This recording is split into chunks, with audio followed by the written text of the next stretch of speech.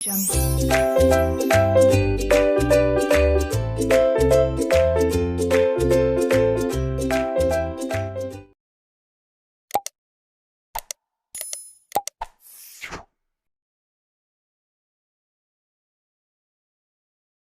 કેમ છો બધા? આજે હું નવું ટૉપિક લેવાની છું કમ્યુનિકેશન પર.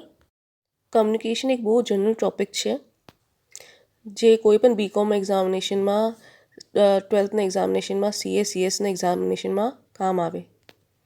તો આ એક બહુ જ નાનું ટૉપિક છે કમ્યુનિકેશન પર જે હું આજે કવર કરવા વાળી છું તમારી સાથે. કમ્યુનિકેશન આ એક લેટિન વર્ડથી નીકળેલું છે કમ્યુનિસ્ટ, જેનો મતલબ હોય કોમન. હવે કમ્યુનિકેશનના ડેફિનેશન પર આવશું તો બે બહુ સારા અને ઇઝી ડેફિનેશન્સ છે. હવે પહેલું છે communication is an exchange of facts, idea, opinions by two or more person. અને બીજું છે communication is a process of passing information and understanding from one person to another. હવે કમ્યુનિકેશન કોને કહેવાય? જ્યારે આપણે એક માણસ સાથે આપણા વિચાર અને વાત કરીએ એને આપણે કમ્યુનિકેશન કહીશું. હવે ફોર એક્ઝામ્પલ, હવે તમે મારો વિડીયો જોવો છો તો તમને મારી આવાજ સુનાઈ દે છે. તો જે પણ હું તમારા સાથે બોલું છું એને કમ્યુનિકેશન કહીશું. આને વન વે કહેવાય, એ તો ટુ વે પણ હોય. હવે કમ્યુનિકેશનને સમજવા માટે આપણે એક્ઝામ્પલ લઈએ. જે તો આ એક પર્સન છે એ અને આ એક પર્સન છે બી. બંને બહુ સારા દોસ્ત છે. તો બીના પાસે બે શર્ટ છે, ફોર એક્ઝામ્પલ લઈ લો. એ બ્લેક કલરના હોય, એક બ્લેક પ્લેન હોય અને એક બ્લેક પ્રિન્ટેડ હોય. એને બીથી કહ્યું કે મને ઇન્ટરવ્યૂ માટે જવું છે, તો તું મને એક બ્લેક શર્ટ આપી શકે? તો આમાં જ્યારે એ બીની સાથે કમ્યુનિકેટ કરે ત્યારે એને જે શર્ટ જોતી હતી એ હતી પ્લેન, પણ બીને લાગ્યું કે એને એક પ્રિન્ટેડ શર્ટ જોઈએ છે. તો આ થયું મિસકમ્યુનિકેશન. કેમ કે આમાં એ કંઈ બીને બીજું કંઈ સમજાવવા માંગે છે પણ બી કંઈ બીજું સમજે છે. તો ઓફકોર્સ આ મિસકમ્યુનિકેશન થયું, આ કમ્યુનિકેશન નહીં થયું. કમ્યુનિકેશન એને બોલાય કે એક માણસ બીજા માણસ સાથે જે સમજાવવા માંગે છે તો બીજા માણસ બી સારી રીતે સમજી શકે. અને બંનેમાં ડિફરન્સ હોય તો અમે લોકો એને કમ્યુનિકેશન નહીં કહે. તો ઓફકોર્સ કમ્યુનિકેશનનું આ ડેફિનેશન બહુ ઇઝી અને સમજવાવાળું છે કે communication is a process of passing information and understanding. Understanding મતલબ અન્ડરસ્ટેન્ડ કરવું જોઈએ કે આપણે એને શું સમજાવવા માંગે છે આપણી વાત. ત્યારે જ એકબીજા સાથે આપણે અન્ડરસ્ટેન્ડિંગ બેસે from one person to another. હવે આપણે ભણશું નેચર ઓફ કમ્યુનિકેશન. નેચર યા ફીચર બોલી શકો. આને આપણે વિશેષતા બોલી શકીએ. તો આપણે ભણીએ નેચર ઓફ કમ્યુનિકેશન. ફર્સ્ટ છે involves at least two person. Of course આ કમ્યુનિકેશન એવી વસ્તુ છે જે એકબીજા સાથે કરે, બે માણસનું હોવાનું જરૂર છે. જે તો હું એક પાર્ટી થાઉં અને બીજો માણસ બીજી પાર્ટી, તો આ ટુ વે કમ્યુનિકેશન થાય. Second, it's a two way process, મતલબ હું જે બોલીશ એ સામેવાળા માણસને સાંભળવું જોઈએ. હવે જે તો તમને કંઈ સમજ નહીં આવ્યું તો તમે કમેન્ટ બોક્સમાં લખશો, તો આ ટુ વે કમ્યુનિકેશન થયું. થર્ડ છે પર્પસ ઓફ કમ્યુનિકેશન, મતલબ કમ્યુનિકેશનનું કંઈ પર્પસ હોવું જોઈએ. આપણે જે કમ્યુનિકેટ કરીએ કોના સાથે તો એનું કંઈ માયને હોવું જોઈએ. આપણે જે ચેટ વોટ્સઅપ કરીએ એનું કંઈ મતલબ હોય. આનું એક એન્ડ પર્પસ હોય કે આ માણસ સાથે આપણે આના માટે વાત કરવું છે. નહીં તો કમ્યુનિકેશન નહીં થાય વિધાઉટ એની પર્પસ. નેક્સ્ટ છે ડિફરન્ટ ફોર્મ ઓફ કમ્યુનિકેશન, મતલબ કમ્યુનિકેશનના અલગ અલગ તરીકા હોય છે, જે તો વર્બલ, નોન વર્બલ યા રિટર્ન, ઓરલ એક્સેટ્રા. બીજું છે સ્કોપ ઓફ કમ્યુનિકેશન. સ્કોપ મતલબ કમ્યુનિકેશનનું દાયરા, જેના અંદર આપણે કમ્યુનિકેશન થાય. જે રીતે આપણે ઓર્ગેનાઇઝેશનમાં કામ કરીએ તો કમ્યુનિકેશન હર લેવલ પર થાય, ટોપ, મિડલ અને લો લેવલ. આપણે કમ્યુનિકેટ કરવું પડે તાકી આપણું કામ થાય. Last, communication is much more than words. Communication ખાલી વર્ડ્સ નહીં હોય, એના આગળ એની સમજ હોય કે તમે એક પર્ટિક્યુલર ટૉપિક કેવી રીતે સમજી શકો છો. એ થાય કમ્યુનિકેશન. હવે નીડ ઓફ કમ્યુનિકેશન, મતલબ કમ્યુનિકેશનની જરૂરત આપણા માટે શું છે. આના અલગ અલગ પોઈન્ટ્સ છે, હું પોઈન્ટ્સના થ્રુ જાઉં છું. Growth in size of business. આજકાલ બિઝનેસનું સાઇઝ વધતું જાય છે, તો industrialisation, globalisation, e commerce, e marketing etcetera. Advance of technology, મતલબ ટેકનોલોજી પણ વધે છે, એડવાન્સ થાય છે.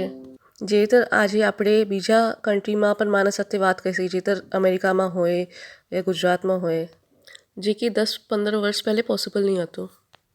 Achieve objective. હવે ઓર્ગેનાઇઝેશનમાં અગર તમને ઓબ્જેક્ટિવ અચીવ કરવું હોય તો કમ્યુનિકેશન જરૂરી થઈ જાય.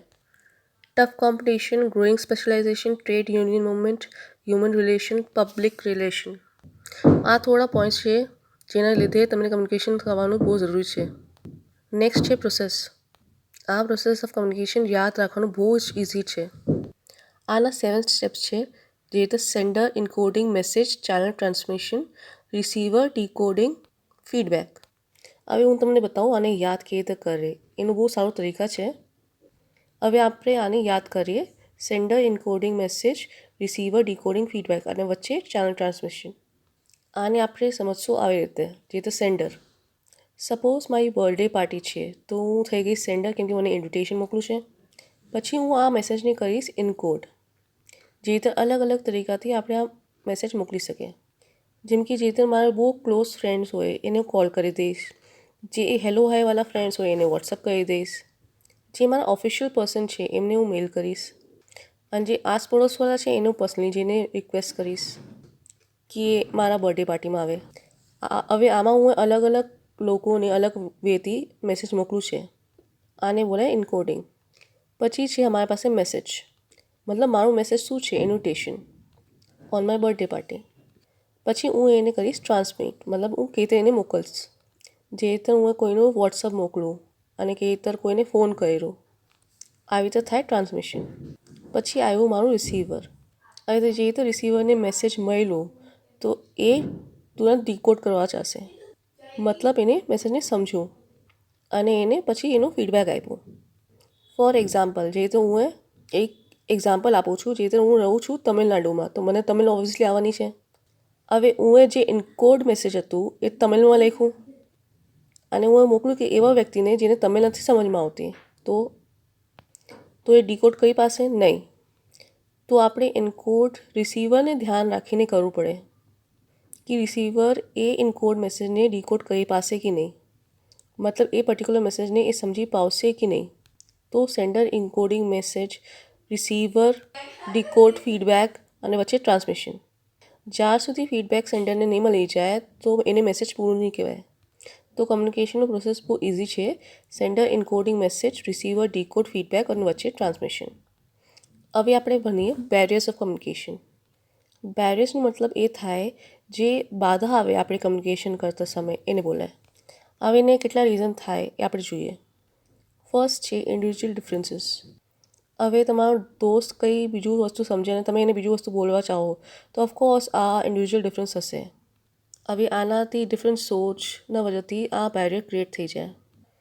હવે નોઇઝ. હવે બહાર બહુ અવાજ થતી હોય તો આપણે કેવી રીતે કમ્યુનિકેશન કરી શકીએ. આપણે જેટલા પણ ચલાવીને વાત કરશું એ બીજા બંને સુનાઈ નહીં દેશે. હવે રોંગ અઝમ્પશન્સ. હવે તમારો દોસ્ત છે તો તમને કંઈ સમજાવવા માંગે અને કોઈ તમારા દિમાગમાં ભરી દીધું છે કે આ ગલત જ હશે, તો તમે એને ગલત જ સમજશો. કેમ કે તમે એક બેરિયર એના માટે ક્રિએટ કરી ચૂક્યા છો આપણા દિમાગમાં કે આ સહી વાત નહીં કરશે. તમે અઝમ્પશન બનાવી લીધું છે આપણા દિમાગમાં. હવે નેક્સ્ટ છે ડિફરન્સ ઓફ ઇન્ટરેસ્ટ. ઓફકોર્સ જે રીતે ડિફરન્સ ઓફ ઓપિનિયન હોય એ રીતે ડિફરન્સ ઓફ ઇન્ટરેસ્ટ પણ હોય. હવે એક માણસ કંઈ બીજું વિચારે અને હું કંઈ બીજું વિચારું તો આપણે એક પોઈન્ટમાં આવીને ડિસ્કસ નહીં કરી શકીએ ને. નેક્સ્ટ છે પુઅર રિટેન્શન. રિટેન્શન મતલબ યાદદાશ્ત શક્તિ યાદ રાખવાની કલા. ફોર એક્ઝામ્પલ, મારી એક સહેલીએ મને કંઈ બોલ્યું કે તને આ કમ્પ્લીટ કરીને મૂકવું છે અને હું યાદ નહીં રાખ્યું અને પછી અગર મને એ વસ્તુ માટે પૂછશે તો મને યાદ જ નહીં હશે એને માટે. એટલા માટે કમ્યુનિકેશનમાં પ્રોબ્લેમ આવશે. હવે નેક્સ્ટ છે વર્ડ વિથ ડિફરન્ટ મિનિંગ્સ. હવે અલગ અલગ ભાષાઓમાં એક વર્ડનું અલગ અલગ મિનિંગ હોય. હવે હું કંઈ બીજું બોલું છું અને સામેવાળા અલગ જ લેંગ્વેજમાં કંઈ બીજું સમજી લે તો ઓફકોર્સ આ કમ્યુનિકેશન નહીં થઈને મિસકમ્યુનિકેશન થઈ જશે. લાસ્ટ છે offensive style of communication. Offensive મતલબ કોઈ એકદમ ગુસ્સાથી આપણી સાથે વાત કરીએ તો આવા વ્યક્તિને તમે સંભાળવા પણ નહીં માંગશો અને તમને સારું પણ નહીં લાગશે. તો આને તમને કહેશો ઓફેન્સિવ સ્ટાઇલ ઓફ કમ્યુનિકેશન. યાદ રાખો કાંઈ પણ તમે કમ્યુનિકેશન કરો પોલાઇટ રહો. તો આમાં શું સામેવાળાને સારું પણ લાગશે અને તમને સાંભળશે પણ, અને જેના લીધે બેરિયર ક્રિએટ થઈ શકે. હમણાં સુધી કમ્યુનિકેશનમાં જે આપણે શીખા ફટાફટ આપણે રિકેપ કરી લઈએ. કમ્યુનિકેશન લેટિન વર્ડથી નીકળેલું છે કમ્યુનિસ્ટ, જેનો મતલબ છે કોમન. હવે આના બે ડેફિનેશન છે. જે રીતે communication is an exchange of idea, facts, opinion by 2 or more person અને communication is a process of passing information and understanding from one person to another. આ રહ્યા એના સારા નેચર્સ અને ફીચર્સ. એના પછી આવ્યું ઝીરો શું છે કમ્યુનિકેશનનું, એના સારા પોઈન્ટ્સ. હવે પછી આવ્યું પ્રોસેસ. આ બહુ ઇઝી મેથડ છે. જે રીતે sender, encoding, message, receiver, decoding, feedback વચ્ચે ચેનલ ટ્રાન્સમિશન. અને લાસ્ટમાં છે બેરિયર્સ એન્ડ ઓફ કમ્યુનિકેશન. આ પોઈન્ટ્સ છે બધા જે ઇફેક્ટિવ કમ્યુનિકેશન થવા માટે રૂકાવટ પેદા કરે. એ કોણ સા પોઈન્ટ્સ હોય છે? આ છે બધા. હવે આમાં તમને કંઈ પણ ડાઉટ હોય, કંઈ પણ પૂછવું હોય અને કંઈ એક્સપ્લેનેશન થયું તમને જોઈએ તો તમે કમેન્ટ સેક્શનમાં પ્લીઝ નોટ કરી દો. અને થેન્ક યુ. Please subscribe.